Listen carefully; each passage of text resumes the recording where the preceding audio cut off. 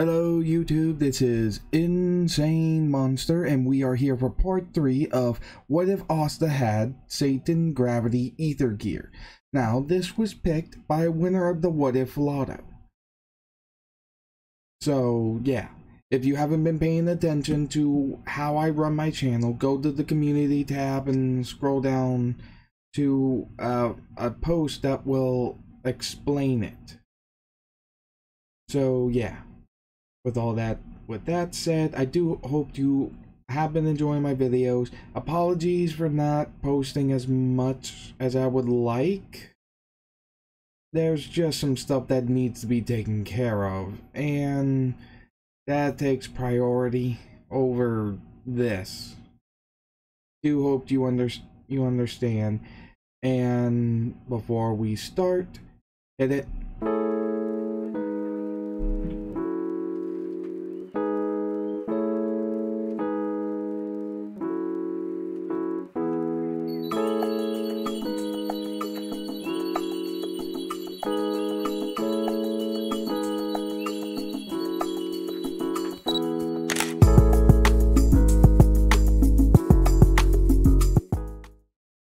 Okay, we start off the episode with Asta doing his chores, getting them done actually a good bit faster than in canon.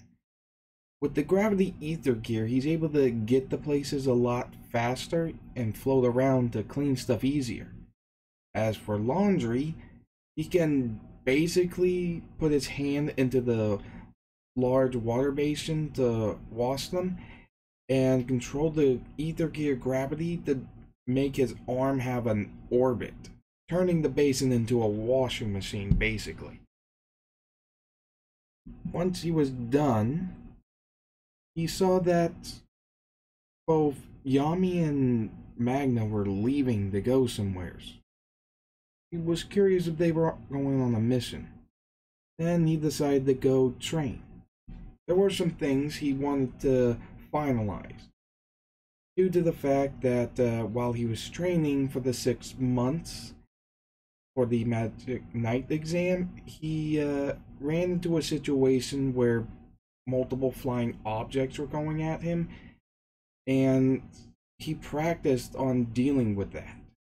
He figured out some things about his ether gear he didn't before that, but problem was he had trouble restraining it. So using it as a way to target enemies was not viable at the moment. So he went a good bit away from the Black Bull's hideout to not cause any damage. He already made sure to feed the magical beasts. Noelle was curious about where Asta ended up. Vanessa just stated that I think he was going out training. This is when Magna and Yami walk in, basically in the au naturel, explaining that they lost a bet and that Noelle and Asta will have a mission. Looking around, Asta isn't around, as he go gets some clothes on, tell Magna to go get Asta and fill him and Noelle on the mission. As Noelle and Magna were looking for him, they heard a tree fall down. Following the noise, they found an area filled with toppled over trees, looking like something blew a hole clean through them. Asta scratching his head, stating, "Ugh, too powerful to use on a person." Magna, wondering what he's doing but focusing on the mission, yells at Asta that they got a mission, which he is excited, as Magna explains to Noelle as Magna explains to Noelle and Asta about their mission hunting down boars for the chief of Shashi village, which they both think that him and Yami should clean up their own mess, but whatever. Asta asking if he's gonna have to carry Noelle on his broom, with Noelle flinching at this, stating, "Well, I can't really control my magic. As he thinks, stating, I can get us there pretty quick. You know which direction this saucy village is. And you won't even need your brooms. As Magna's smirking and is very interested in this. Alright, kid. So, how exactly are you going to get us there? He extends his hands to Noel and Magna, telling them to grab on. Noel grabs his forearm, while Magna grips his hand in a handshake and asks, what now? When the lines begin to emerge on his hands, they begin to float up into the air and are just hovering. Magna's smirking, thinking, this is pretty cool, as he looks around, pointing to the direction that they need to go to. Asta smirking, stating, alright, hold on, as he grabs Noel's forearm as well for extra security, and they begin going directly toward that way. Noel freaking out about this, with Magna noticing that this does not feel like flying, yelling, Asta, what exactly are you doing? Because this doesn't feel like flying. This feels like the opposite of flying. Asta laughing, stating, well, that's because it is. We're falling sideways. What? What do you mean falling sideways? It's just something I can do. As they take a look, Asta asks, is that it? Oh, we actually got here pretty fast. Slow down, slow down. As he slows them down, hovering over the forest area. Magna, catching his breath, states, okay, now let us down on the ground gently and maybe explain what that was and what's up with these markings. As he just lowers down. As he just smirks, Noel's like, are you insane? You could have killed us. What are you talking about? We were just falling. Yes, but that's the problem. Falling is bad enough, but falling in a completely different direction than what's supposed to happen? That doesn't make any sense. He is very confused by this. Asta just pulls out his anti-magic sword, getting ready to do the mission, and starts stating, it's something I ended up getting. Hard to explain, but it happened when I was a kid. As a boar showed up, quickly being smacked away by Asta with the Demon Slayer sword. Magna, not wasting any mana in this one, began to follow them to walk around, asking, okay, what do you mean something you got? Were you not born with this? And also, there's not a scrap of magic I can sense from you, even when I grabbed hold of your hand. So, mind explaining? He scratches his cheek, stating, well, there was this weird glowing orb thing that had markings like what appears in my body. And when I touched it, I saw an image of a big blue lady sitting on some kind of floating stone throne in like literally nothing. Like there was nothing but blackness all over. Next thing I know, I could do this stuff, showing off the markings. And well, thinking, the hell? Giant blue woman on a giant floating stone throne. What is this? What? And Asta laughs a bit, stating, yeah, ended up getting the same vision. It was weird. Magna asking who Yuna was. And while remembering him from the exam, it was hard to forget someone with the legendary four-leaf clover grimoire. Wait, so he can do what you do? The four-leaf clover examinee who got into the Golden Dawn? As they were getting through the boars, Asta just states, oh, no, Yeno has something different. Whenever his markings appear, he can make swords. But they're like glowing swords. I don't really know what else to say. But they cut through things pretty easily. He can even send them flying if he wants. And that's without his wind magic. With Magna thinking, seriously, what is this stuff? After they were done with the boars, Asta and Magna put them on their shoulders and began walking. As they saw that the village was becoming completely immersed with fog, Magna froze down the boar, as well as Asta, with Noelle following them as they run toward the village. With Magna yelling at Asta that, look, kid, this is probably some kind of magic trying to encase the entire village. Cut through it. Noelle yells out, with the sword! Thinking, oh yeah, pulling out the Demon Slayer sword, cutting through it. As Magna's leading them, guiding Asta to where they gotta go, since he knows the village layout the best, they find the Chief Asashi village barely hanging on in a fight. As Magna fires off a fireball at an icicle attack towards the chiefs, causing the ice spike to shatter.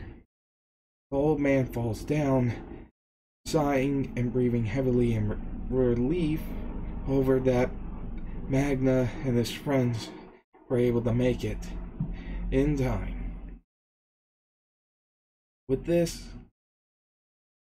the Black Bulls stand in between them, with the old man laying down to rest, since he is pretty exhausted. Sorry we're late, old man. Magna looks at him. The chief just smirks, stating, it's alright. Just finish this up. Asta yelling at them, asking what do they think they're doing. The leader of the group just remarks of how annoying it is that their schedule has been put off. Closing the pocket watch as he puts it in his pocket, explaining that they were culling the herd, as they called it.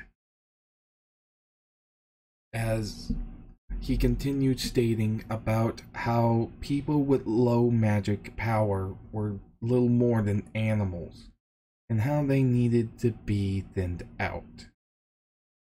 This did not sit well with Asta, Magna, or anyone else. As the ice mage just shoots out a giant spike, Asta cuts it clean in half, stating, there's something really wrong with you. Now you're gonna pay for this. As the markings begin to envelop Asta, he goes full force with them because of how angry he is.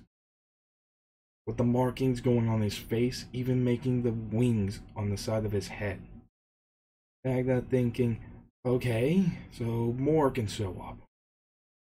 Hopefully that means it's stronger now. As the leader of these mages orders his men to kill them.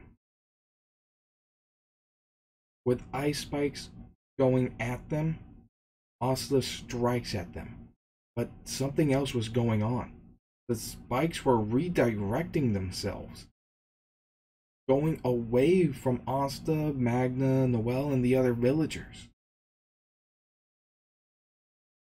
This was actually Asta extending his gravity control to the area around him.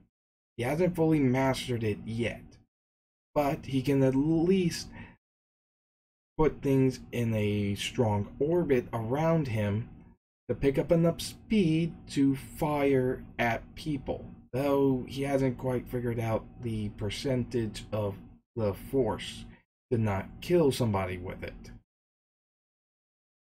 Hence the trees that look like something shot through them that Noelle and Magna found him surrounded by. But redirecting something with a strong shift in the gravity around him was easy enough as well. Though he did also have to take out quite a number of spikes since he wasn't quite used to this aspect of his ability yet. Slashing at the spikes one after the other, even sending some back, the mages just kept piling on more and more as they tried to attack at all angles, causing Magna to use scatter shots to destroy them. Noelle was worried about what to do. What could she do? Only to be grabbed by the leg by one of the village little children, asking if they are going to protect them. This causing her to get her Sea Dragon's Lair spell. With a smirk, Asta burst through the barrier, protecting the villagers, going straight for the mage. As he hits him, turns out to be just a clone. As the real leader shoots out an ice spike from the ground, Asta floats over it and lands on the side of the building, stating, "Sorry, ain't gonna work on me," as they just see him standing and walking down the wall of the building. Interesting. As Asta smirked, stating, "Oh, try this," as he jumps down, landing as this odd sphere forms around him. As now it feels as though the mages are being drawn towards him. Asta is increasing gravity around him to draw all the mages towards him. As they begin to fire off magic, Asta just spins, destroying it with the sword. And once they get in close enough, he stops, charges up power in his foot for a graviton windmill, striking them with a powerful kick, sending them flying back. With the leader of the mages and some of his friends being in between Asta and the barrier, the leader went over to the barrier as Asta was having to deal with his subordinates, trying to hit him at every angle, but Asta was using his control with the Gravity Eather Gear to dodge them, destroy their spells, and send them back to him. This being where Magna shoots out of the barrier himself before the leader gets anywhere as close as he was walking towards it to freeze it, sending off a scatter shot, yelling, "Asta! Remember what you did!" As he thought for a second and then remembered something that would help in this situation. Pulling back, all the mages used their magic to block some of the shots that would have hit them, only to go right past them with the others. This is where Asta slams them with the flat of the blade, sending them flying right back at them, hitting them in the back as they are trapped now. Unfortunately, one was able to get away.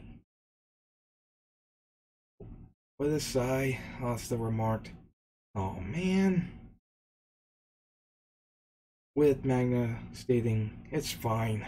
Villagers are safe, and we got 3 of them." After some time to help clean up the mess, grab the boars that they were bringing over to the village to begin with, as well as prop up the captured mages, Magna yells at them, stating that he's gonna bring them to the capital to be interrogated, and they'll get all the information that they need. The leader just laughed at that.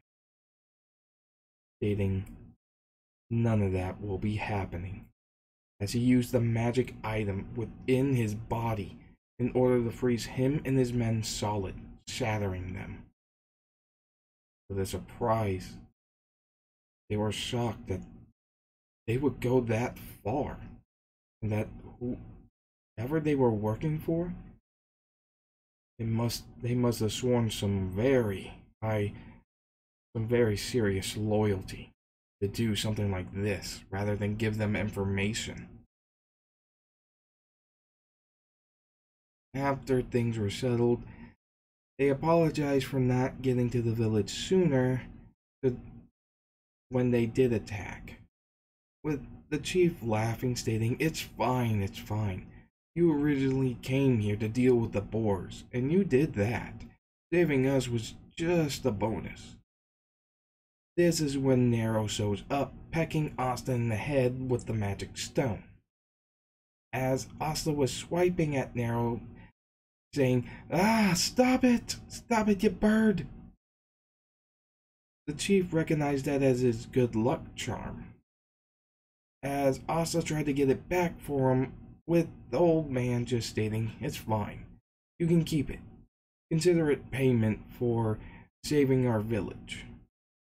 The board thing was separate from the actual deal we made anyways, as everything was okay. As they were leaving, Noelle asked, "Wait, we don't have brooms, do we?" This causing Magna to think, "Oh, not again."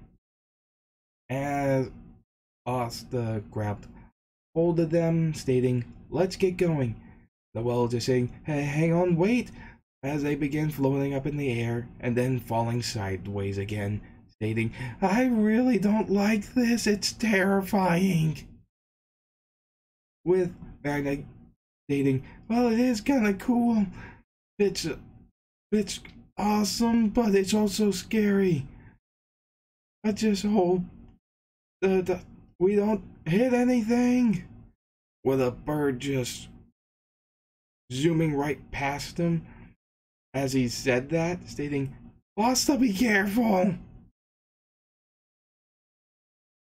As they get back, filling in Yami with it, all the information about the Saucy Village.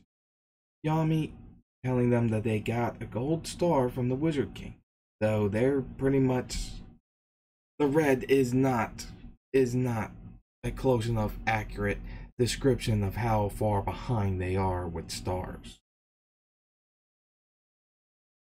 With that, they also get their payments,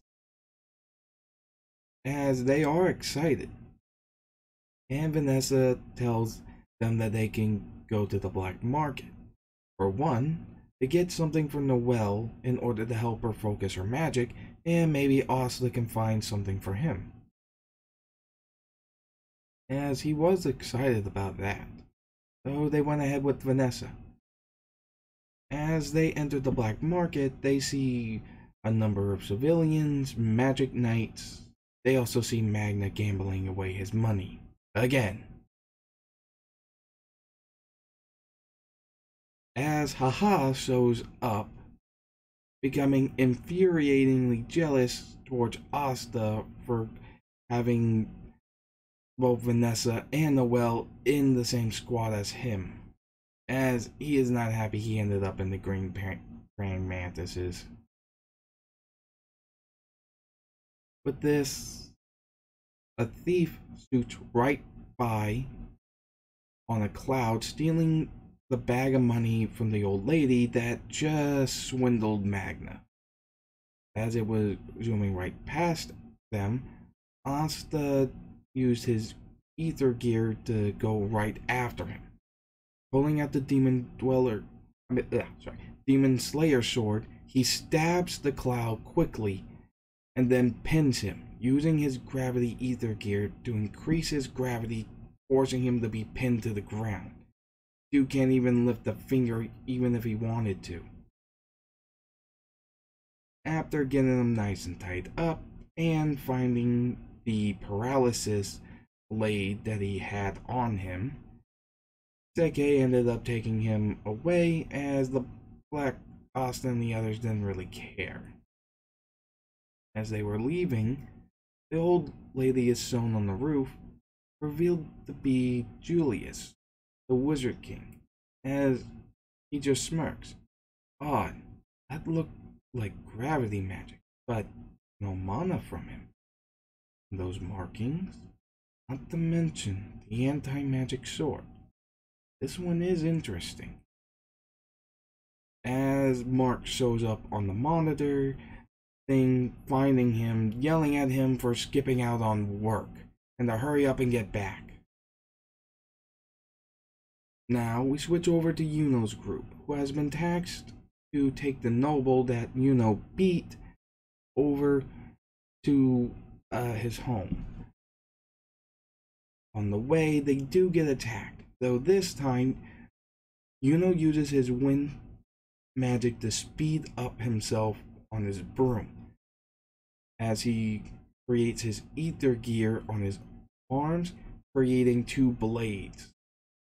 He slices 2 of the 4 mages' brooms in half, forcing the other 2 to grab their friends and bail. With Yuno disabling ether gear, everything is pretty settled, with Klaus looking at him, wondering what that was. It didn't seem like wind magic, but he had to leave it alone for now for the mission. Only thing is, seems like the noble wants to stop by Yuno's hometown where the giant demon skeleton is, which they end up doing. As they fly by, Klaus pulled up towards Yuno in the flying carriage, stating, Yuno, what is those blades you created? Yuno just looked at him, stating, I'm not sure. I just know I can make them. With Klaus being slightly annoyed by this, thinking, really? You have to know more than that. As they land, meeting up with the orphanage kids like in canon, as everything goes pretty similar. With the noble giving Sister Lily his coat as he's going out to fetch water, only to be grabbed by the mages that attack them again, causing Yuno to chase after them. With Klaus yelling at him to stay put and to follow his orders, Yuno just goes off ignoring him, causing Klaus to be annoyed by this. As Yuno gets there, he meets up with them, demanding that they hand over his grimoire, as one of their members was holding Sister Lily and the other one was extending his hand for the grimoire. The other 2 weren't anywhere to be seen, as he was not in a place to negotiate at the moment. He gave his grimoire to the guy, as he smirked, stating, good, now all we have to do is burn it. Surprising Yuno, he asked, oh? I thought something like that would be a lot of money on the black market as an art piece, or at least that's what I was told, remembering what the chain mage said when he first got his grimoire. The bandit stated, well, yeah, obviously, but we're getting paid even more than that to burn this. This becoming more than a little suspicious, as Sister Lily states, yelling out, no, Yuno, don't! Breaking free of the maids a little bit, causing an opening. Yuno smirking, stating, you messed up. With the ether gear forming, he shoots out a small sword, stabbing the bandit maids that had Lily in the shoulder, causing him to fall to the ground in pain as it disappeared. the other mate trying to go and use his magic to burn the grimoire, only to have use some wind magic to boost straight towards him as he creates a ether geared sword, holding it at his neck, grabbing his grimoire, stating, "Sorry, not going to happen." The guy yelled out for his buddies to come out, but nothing happened. They weren't coming. As opens up his grimoire, stating, "Now then, I think I have some questions for you." Though before anything, Sister Lily was a little angry, stating, "How dare you try to threaten using her holy water fist to put the bandit into a crater. Stating, "I kinda needed some answers from him, Klaus and Mimosa showing up, stating, "It's fine. We already got our answers from our ward, per se." As they explained that the noble that they were asked to take home, and that he requested for this mission. This whole thing was just a setup to get Yuno's grimoire and burn it. They also got plenty of other information from him that would pretty much destroy his noble family, with a bunch of secrets of illegal dealings that they've been doing. With that, they take the bandits into custody, finding 2 of them on top of the skull already tied up. Wondering how that happened, but not knowing of anything else, they just pile them in. Flash back a little bit, and we see Julius smirking as he saw Yuno's ether gear swords. The same as that Asta boy, but it's different. That Asta boy seems to be able to use gravity with those markings, but he seems to be able to conjure blades. I wonder, how far can they push those abilities? As he's just got a big smirk on his face. While bringing in the captives in, Mimosa had to ask. He did see the blade that fired out into the bandit's shoulder that she had to patch up, and the one that he held at the other one's throat. He asked if he knew anything about what exactly that was, since it doesn't seem to be wind magic. Just sighed, explaining that he got it after he touched this weird glowing orb thing, and then saw a vision of a giant blue woman sitting on a floating giant stone throne or something in the middle of nowheres. There wasn't even any ground, sky, or anything. The black void. Klaus, pushing up his glasses, stating, "That sounds odd." Thinking maybe it was some type of spirit that gave that to him. Spirits have done some things and chosen some people to wield power, but that's always matched up more or less with their abilities, hasn't it? Not really knowing what's going on, he puts it to the side for now as they get the prisoners all locked up and processed. And with that, we will end this what if we will end this part of the what if right here. I do hope you have enjoyed. Please remember to like, comment, and subscribe. Support the official anime as well as the source for this what if being Eden Zero, which when this what if started out being made was only a manga, but it has now anime parts to it. So with all that being said, I do hope you have enjoyed this part. Please remember to like, subscribe, and hit that notification bell so that you're updated for all my videos. With that being said, see you later.